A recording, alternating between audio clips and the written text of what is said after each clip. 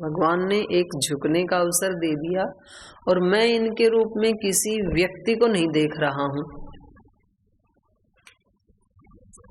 हम हैं तो वो ही ना, सभी जीव जो है परमात्मा का ही, ब्रह्म का ही अंश है। ये दृष्टि अगर किसी तरह से उत्पन्न हो जाए तो श्रद्धा बनती है फिर बड़ों के प्रति।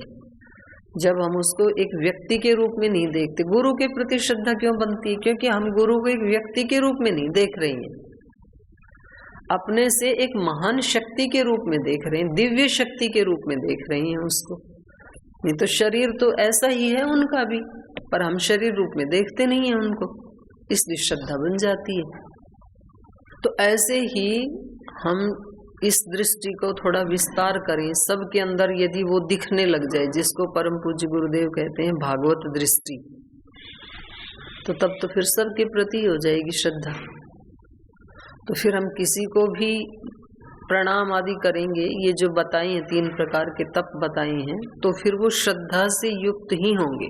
अभी हम अच्छे कार्य करते तो हैं, लेकिन श्रद्धा से युक्त होकर के नहीं करते हैं, या पराश्रद्धा से युक्त होकर के नहीं करते हैं। जब बिल्कुल यही कार्य, उस कार्य में कोई परिवर्तन नहीं होगा, बिल्कुल यही कर्म करेंगे, लेकिन उसको पराश्रद्धा से युक्त होकर के करेंगे, तब वही कर्म सात्विक हो जाते हैं।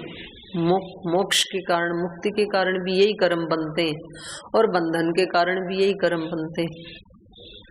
महापुरुषों ने अपने कर्म कहाँ बदले? कबीर जी ने चद्दर बनाना कहाँ छोड़ा? समर्थ गुरु रामदास जी ने जूते बनाना कहाँ छोड़ा? बनाते ही रहे, और आज भी हजारों लोग बनाते ही हैं। अंतर है ना। लेकिन तो गुरु भगवान की सन्निधि में रहना हमेशा। तो बार बार हमें ये लगे कि जो एक वांछित फल हम चाहते वो नहीं भी मिल रहा, तो भी गुरु आज्ञा मान के उसमें लगे ही रहें तो पहुंच ही जाएंगे। अच्छी बात है जी। पीछे वाले। ओम पूज्य माता जी, मैंने इस प्रसंग से मित्रता के भाव को थोड़ा देखा कि हम जब भी मतलब कभी भी किसी व्यक्ति से मित्रता करते हैं, संबंध जोड़ते हैं नए, तो हमें उस समय अपने स्वार्थ को साइड रखकर पहले उस व्यक्ति की पात्रता को देखना चाहिए।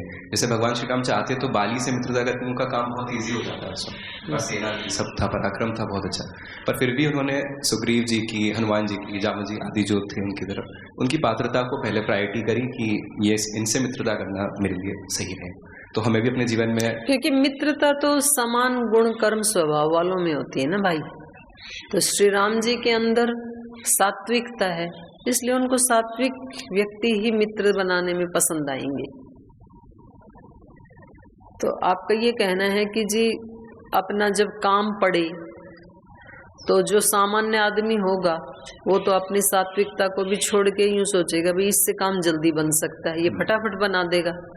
और दूसरा व्यक्ति सात्विक है पर वो बेचारा कमजोर है, तो वो पता नहीं हमारी कितनी हेल्प कर पाएगा या नहीं कर पाएगा, जो खुद ही लूटा हुआ है। तो भी हमें शक्ति की बजाय संस्कारों को प्रायोरिटी देनी चाहिए। अच्छी बात है, ये बहुत अच्छा सोचा है आपने, क्योंकि हमारे सामने ये चीजें समाज में बहुत आती हैं।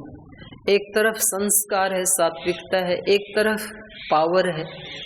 तो दोनों में से हमें किसका चयन करना चाहिए? शॉर्ट टर्म में तो ये लगता है कि पावर को चुन लिया तो सारे काम सिद्ध हो जाएंगे, लेकिन अंततोगत्वा जो उसका परिणाम आएगा वो उससे ज्यादा आएगा, संस्कारों से और सात्विकता से। तो वो लंबी रेस का घोड़ा है आध्यात्मिकता। ये शॉर्ट टर्म खुशी देता है। जो संसार के सारे जो भोग हैं वो ऐसे ही हैं, और उनसे प्रभावित होकर व्यक्ति उधर ही चलता है, फिर रोता है। बड़ी शिक्षा ली आपने। ठीक, मैं ही पूछा करूंगी ऐसे। और कौन बताएगा आप में से? हाँ जी, योगेश देव जी। ओम पूजा माता जी। इसमें तीनों पात्रों से 3 शिक्षाएं ली जा सकती हैं। जैसे बाली जो है, बाली के विनाश का कारण मुझे अहंकार समझ में आ रहा है।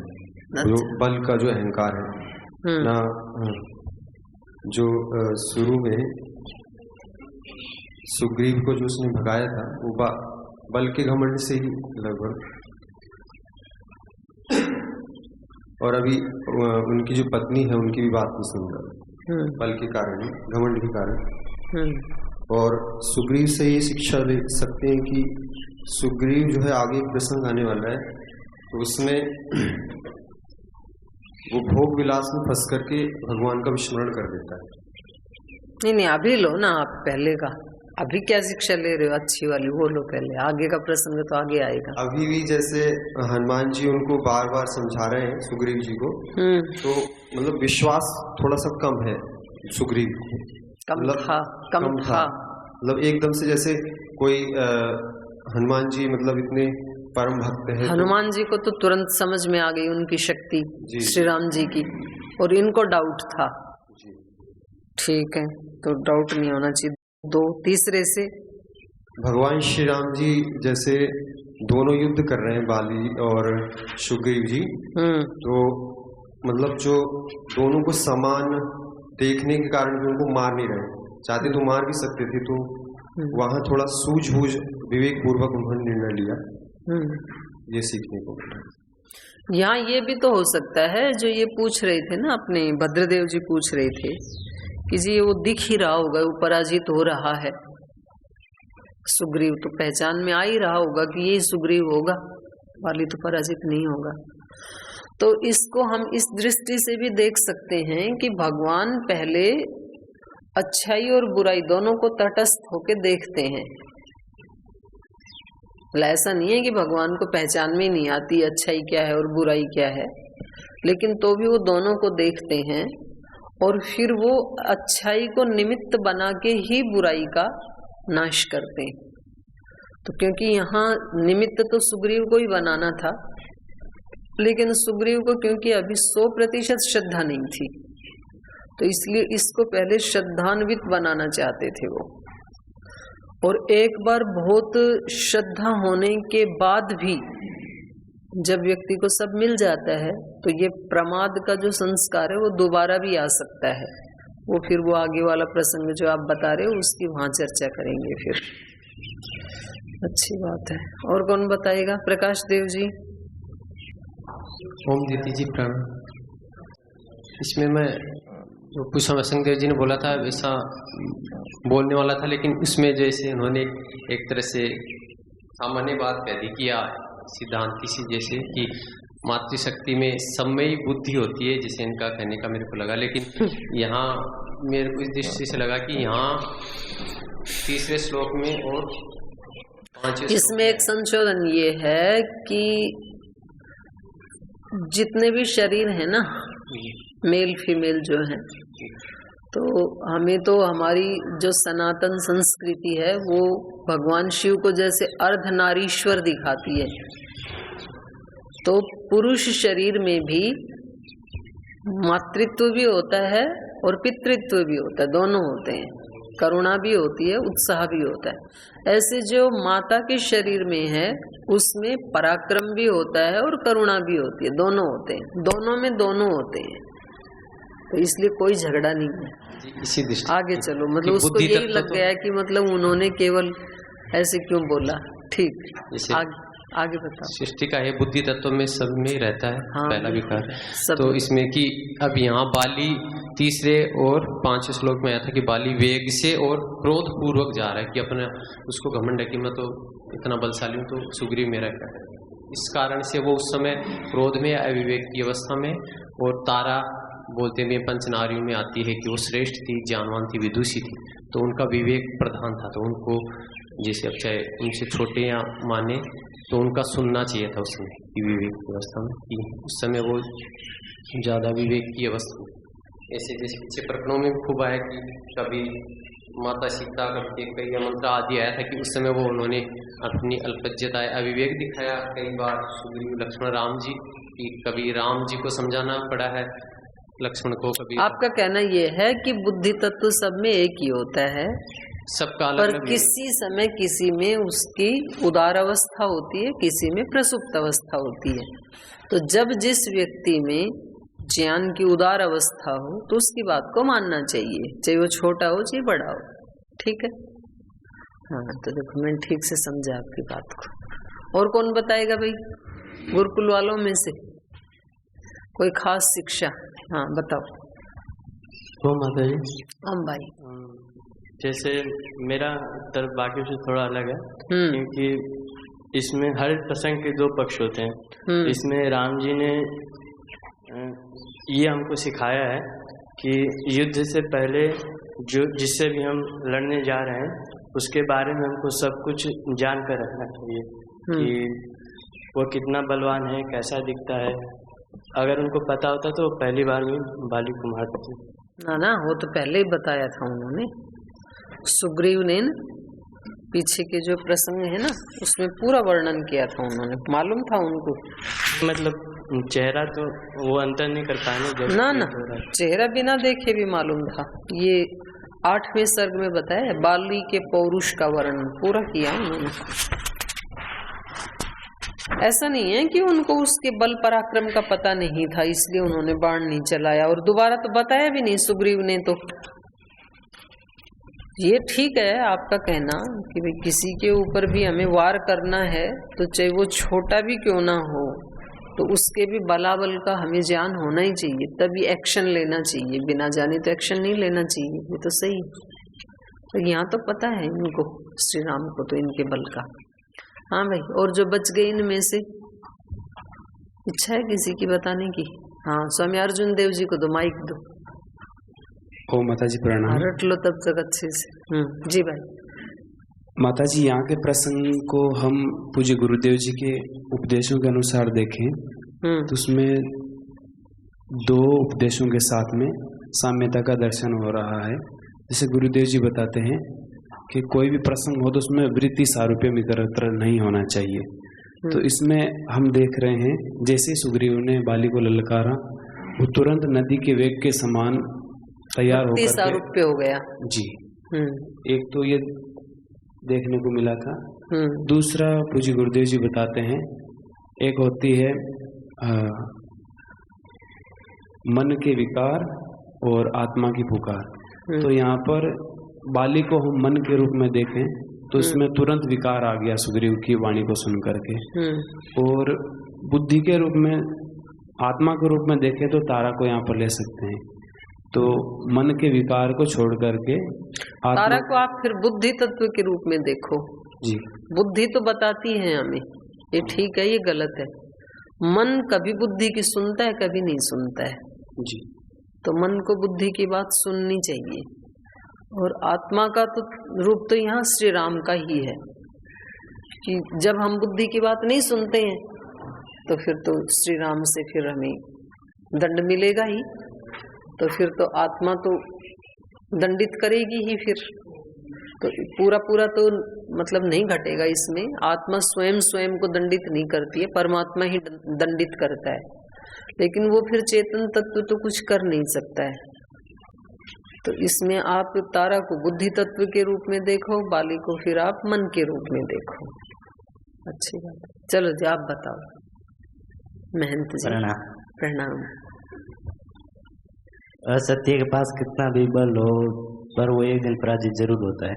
अरे बाली, क्या बात, जोरदार बताया भाई इसने। आप ये बताओ ये किससे सीखा? चलो ये भी अच्छी बात है, मतलब तुरंत सत्य बोल दिया। कम से कम भद्रदेव जी ने इतना सिखाया अभी बैठे बैठे कि इतनी बात बता देना। तो ईमानदार है बच्चा। देखो इसने कह दिया भाई इन्होंने इतना सिखाया, इतना मैंने बोल दिया। अच्छा, इनका सिखाया हुआ तो इतनी जल्दी सीख लिया आपने, और मैं रोज 1 घंटा सिखाती हूँ, उसमें से नहीं सीख सकते 1-2 वाक्य? मैं भी तो सिखाती हूँ रोजाना, तो उसमें से अपनी कॉपी लाया करो। कॉपी तो है ना आपके पास, तो उसमें से लिख लिया करो अच्छे वाक्य जो है ना। अच्छा, एक चीज का किसी ने भी जिक्र नहीं किया, जो मैं कल भी बता रही थी, रोज ही बता रही हूँ, कि ये तो देवासुर संग्राम है ना एक तरह से। भाई सुग्रीव जो है वो देवत्व का प्रतिनिधित्व कर रहा है और बाली असुरत्व का। तो ये देवासुर संग्राम में हम जो आत्मा है, राम है, वो आत्मा का प्रतिनिधित्व कर रहे हैं। तो ये असुरत्व कभी कभी कैसे विजयी हो जाता है और देवत्व पराजित कब हो जाता है? तब हो जाता है जब ठीक से आत्मा को पहचान में ना आए। कि ये अच्छाई है और ये बुराई है। ये तो बता रही हूं मैं 2-3 दिन से कि जब तक हमारे को अपने दोष पहचान में ना आए तब तक ही दोष विजयी होते हैं और देवत्व पराजित होता है। पर जिस समय पहचान में आ जाए, श्री राम को जैसे ही बाली पहचान में आ गया तो फिर तो वो नष्ट कर ही देगा ना उसको। तो अच्छाई और बुराई हमारे अंदर है, ये सारा युद्ध तो हमारे अंदर ही चल रहा है ना, देवासुर संग्राम। तो ये तब तक ये मतलब मूल शिक्षा है इस प्रसंग की। आप सबने बताया है वो तो बहुत ही अच्छी शिक्षाएं हैं, पर ये जब इसको आध्यात्मिक अर्थ करेंगे, आपने बताए हैं आधिदैविक और भौतिक अर्थ। आध्यात्मिक माने आत्मा को अधिकृत करके जो अर्थ निकलता है उसको आध्यात्मिक कहते हैं। तो अपने प्रसंग में इसका ये कि भी हम अपने दोषों को क्यों नहीं दूर कर पाते हैं। और जो ये बताते हैं ना भाई, ये तो 3 चीजें जो है मनुष्य के अंदर वो नरक का द्वार है। क्या क्या है बताओ? काम, क्रोध और लोभ, 3 को बताया ना। काम क्या है? काम मतलब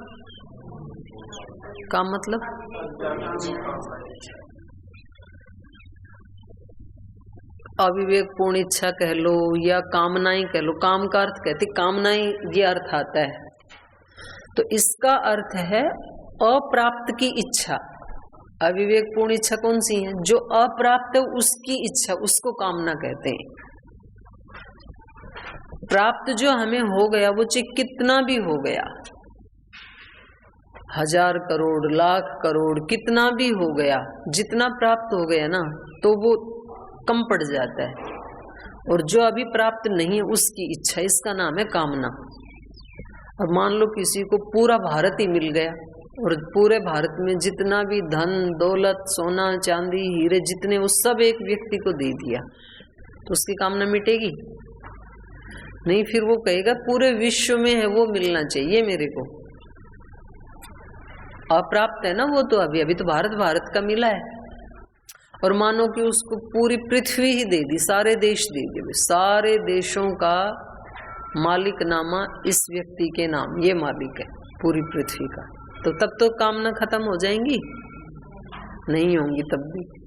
तब वो कहेगा कि ये तो केवल एक पृथ्वी ग्रह तो बहुत छोटा सा है, सौर मंडल में तो अभी और कितने ग्रह उपग्रह हैं, अभी तो उनको भी जीतना बाकी है मेरे को। फिर उसको 9 ग्रह का मालिक बना दे, तब भी कामना पूरी नहीं होगी। बोले इस ब्रह्मांड में, आकाश गंगा में, ये एक सूर्य और इसका परिवार, अभी तो मेरे को बहुत फतेह करना है। तो जो अप्राप्त है उसकी इच्छा होना, इसका नाम है काम। और लोभ क्या है? जो प्राप्त हो गया उसको हम छोड़ना नहीं चाहते, इसका नाम है लोभ।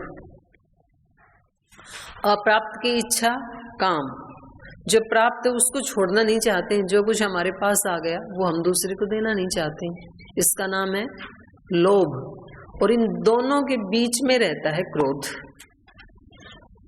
इसलिए उसका दूसरे नंबर पे आया ना सीक्वेंस में, काम क्रोध लोभ।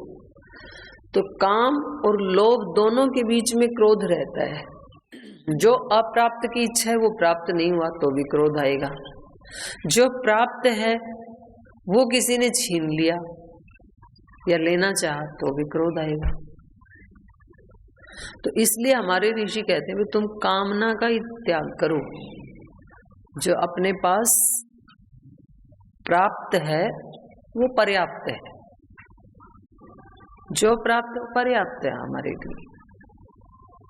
शरीर तो सभी को ही प्राप्त है, पर्याप्त है, शरीर मिल गया तो इसलिए पूज्य स्वामी सोमानंद जी महाराज जी कहते थे जिस दिन इंसान का जन्म हुआ उसी दिन शैतान की मृत्यु हो गई थी। तो फिर बाकी की चीजें तो एक्स्ट्रा ही है, शरीर के अतिरिक्त अपने पास जो कुछ भी है वो सब क्या है? एक्स्ट्रा ही है।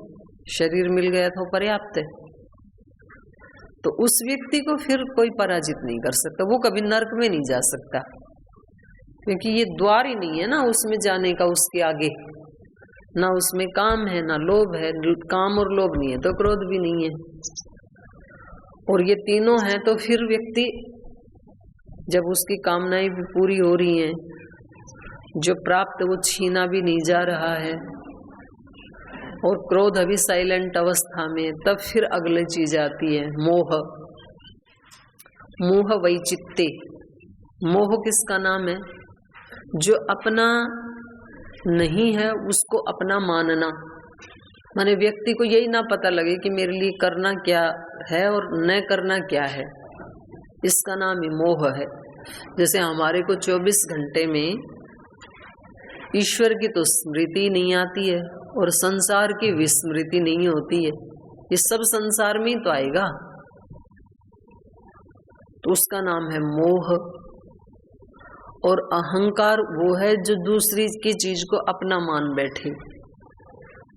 शरीर अपना है नहीं, गुरुकुल अपना है नहीं, इंद्रियां अपनी है नहीं, सब दिया हुआ है, अपना नहीं है ये कुछ भी, और कभी भी इसको छीना जा सकता है, कभी भी उसमें फॉल्ट आ सकता है। जो व्यक्ति आज अपने आप को विद्वान मान रहा है, क्या पता कल ही दिमाग की कोई एक छोटी सी बाल जैसी नस इधर से उधर हुई, उसमें कोई ब्लॉकेज आया और वो व्यक्ति अपने को ही नहीं पहचान पाता है। विद्वत्ता की तो बात ही छोड़ो, तो इंद्रियों में विकार आ सकता है, कभी भी दृष्टि जा सकती है, कभी भी वाणी जा सकती है, कभी भी घ्राण इंद्रिय की शक्ति जा सकती है, कभी भी जा सकती है। तो इन्हीं पे ही तो व्यक्ति अहंकार करता है, मेरे पास इतना धन, मेरे पास इतनी बुद्धि, मेरे पास ऐसा रूप, मेरे पास इतना ऐश्वर्य, मेरे पास ऐसी वाणी, मेरे पास ऐसी मेधा, इसका नाम अहंकार है। तो चलो थोड़ा सा पढ़ते हैं। तो ये सारे इन्होंने इनको पकड़ के रखा है, बाली को, जिनको विकार बताया वो सब बाली को पकड़ लिए। और बाली को क्या, वो हम सब, बाली तो हम सब का प्रतिनिधित्व कर रहा है, हम सब जीवात्माएं ऐसे ही हैं। किसी ने 5 को पकड़ रखा है, किसी ने 4 को, किसी ने 3 को, किसी ने 2, किसी ने 1, किसी ने 5 में से थोड़ा थोड़ा, किसी ने ज्यादा ज्यादा, पर कहीं ना कहीं तो हम सब बंधे ही हुए हैं इनमें से।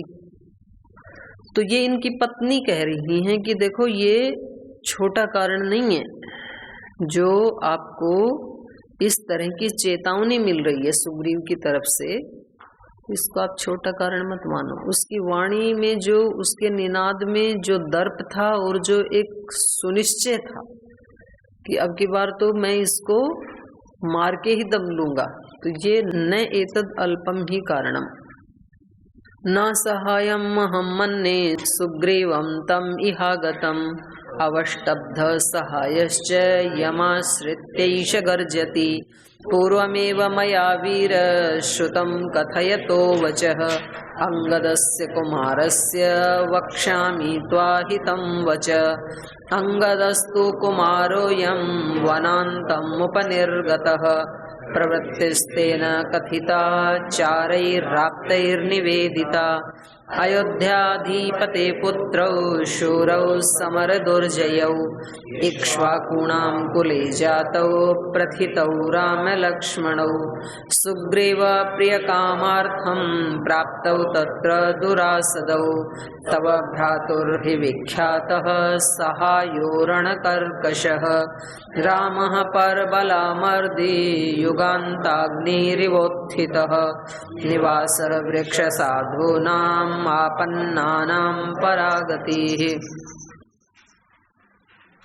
न असहायम अहम मन्ये सुग्रीवम तम सुग्रीवम अहम असहायम न मन्ये इह आगतम सुग्रीवम तम सुग्रीवम इह आगतम। यहाँ जो सुग्रीव आए हैं ना, मैं उनको असहाय नहीं मान सकती, वो अकेला नहीं आया है बिल्कुल भी। उसकी वाणी में जो दर्प है और जो सुनिश्चय है, एक आत्मविश्वास है, उसको मैं ये नहीं मान सकती कि उसको किसी की सहायता ना मिली, वो अकेला आया हो, असहाय हो, ऐसा मैं नहीं मान सकती हूँ।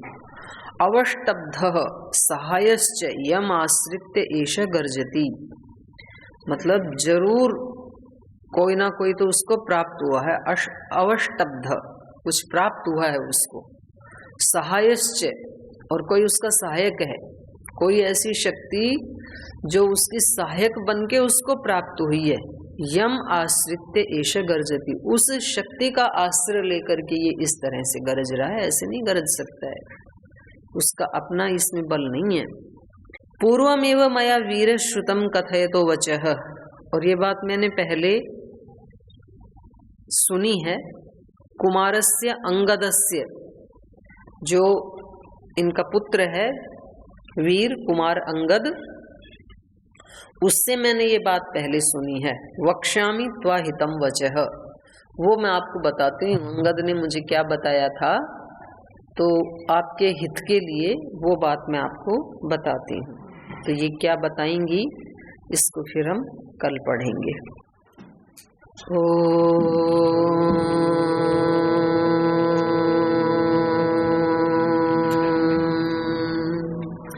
शांति शांति शांति। श्री गुरुभ्यो नमः। हे हृदयेश्वर, हे सर्वेश्वर, हे प्राणेश्वर, हे परमेश्वर, हे हृदयेश्वर, हे सर्वेश्वर, हे प्राणेश्वर, हे परमेश्वर, हे समर्थ, हे करुणा सिंधु, हे समर्थ, हे करुणा सिंधु, विनती स्वीकार करो, विनती स्वीकार करो। भूल दिखा कर उसे मिटा कर, भूल दिखा कर उसे मिटा कर, अपना प्रेम प्रदान करो, अपना प्रेम प्रदान करो। पीर हरो हरि, पीर हरो, पीर हरो हरि, पीर हरो, पीर हरो हरि, पीर हरो, पीर हरो हरि, पीर हरो। हे हृदयेश्वर, हे सर्वेश्वर, हे प्राणेश्वर, हे परमेश्वर, हे प्राणेश्वर, हे परमेश्वर, हे प्राणेश्वर, हे परमेश्वर।